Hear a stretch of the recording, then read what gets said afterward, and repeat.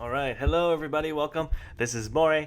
Today we got a really interesting question to ask, and it's what if Next Island doubled the success rate of some of their blueprints? Isn't that interesting? So, what if they doubled it? Now, in order to answer the question, I think we need to look at two things. We need to look at the current state of the crafts, and we also need to look at what if the crafts had doubled the success rate. So first thing is we go into the construction. Maybe we'll look at a particular item. Wait, I think I have some armor tricks. Sure, BC 15. So for this type of item, it's really simple. When the quantity is all the way left, the success rate of the item is usually like around 45% on average. And that's only if you max the item. And the item and the blueprint is either limited or it's QR 100. Now, yeah, so that's the success rate. And I think conditions like 5% or something. Don't know the exact number. Conditions more. Majority cases is for gambling. Okay, so we're back. I think in order to understand the kind of the idea, we need a point of comparison. So we're gonna talk about the current crafting system a little bit. Talk about what happens if we double the success rate, and then like compare it a little bit.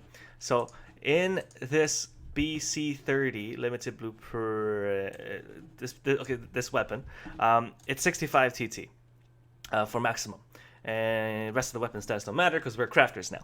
So 65 TT, and then the blueprint itself on a success it makes 13 pet. So what does that mean? It means if you are crafting this item, anything lower than 13 pet, you're going to get back your mats. Anything 13 or over in your craft tick, then you will get the item. And this also uses 52 whatchamacallit, residue, pet of residue on success. Assuming the success is 13 pet. So a lot of this item is residue, and then people sell it for like plus 8 pet or something, and then the crafters make 2 pet per item that they sell, which is how crafters make money. And it's a fair item, very very cool. On average, I think BC 30s are okay. I'll talk about the weapons. Screw that.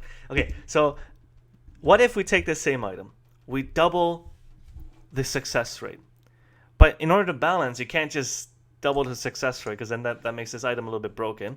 If there's like a Next Island version of the BC30, what if we make the Next Island version of the BC30 cost like, I don't know, 30 ped? So maybe we can edit this page a little bit. So if we change this, let's say we change this to I don't know, 55 ped. That'd be crazy high TT. But let's say we bring it to 50 ped cost, and then the cost per markup, let's say if we bring it to I'm just gonna write some random ass numbers here, 55 ped. Okay, so the markup between this one earlier and the earlier version is a little bit different. So yeah, so the markup between this one and the earlier one is up by a little, about 2 ped, but that's really just the metal residue cost, kind of.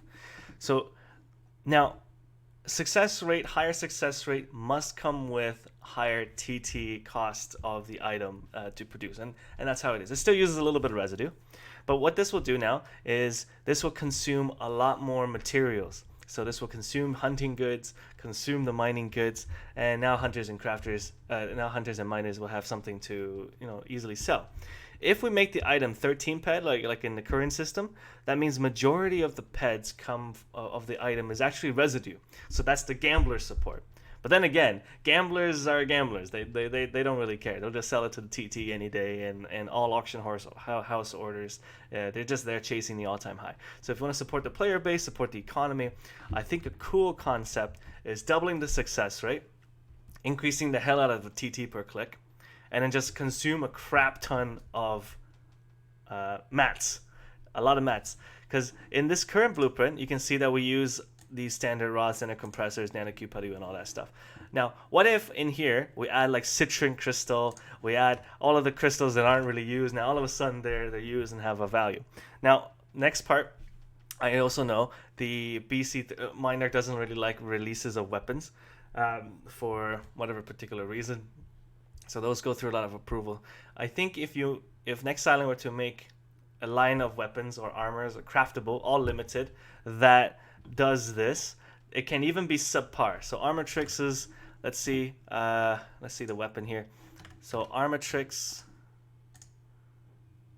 has 64% efficiency.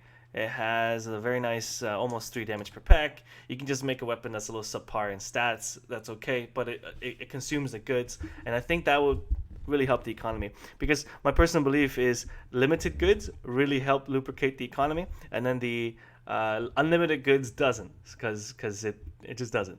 So make some limited goods that are like in between Armatrix and the 1.0 weapons, and I think that'll be a cool part. And then just up the TT.